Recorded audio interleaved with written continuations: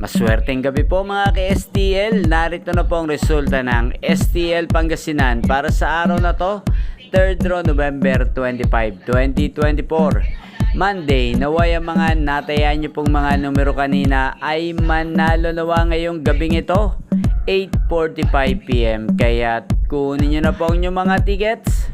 Narito na po ang resulta. Ang mga numerong nanalo sa STL Pangasinan ngayong gabing ito, November 25, 2024, 8:45 PM.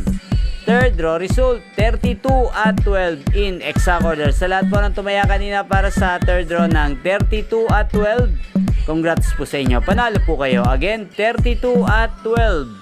At shoutout po natin ngayong gabing ito sa STL Pangasinan si Ate Rosalinda. Ate Rosalinda ng Pangasinan, shoutout po sa iyo at sana'y manalo ka na ngayong gabing ito sa STL Pangasinan. Naway ang mga tinatayang mong mga numero ay magsilabas na. At gayon din sa lahat po ng mga taga Pangasinan dyan, shoutout po sa inyo, naway nasa mabuti po kayong kalagayan. At inyo pong napanood ang resulta ng STL Pangasinan sa channel na to, Roderick Hernandez TV. Maraming salamat po sa patuloy niyo pong panonood at pagsuporta sa aking channel. Huwag pong kalimutang mag-subscribe. Thank you for watching. At muli magkita-kita tayo bukas ng alas 12 ng tanghali. Dito lamang po sa channel na to, Roderick Hernandez TV. Thank you for watching.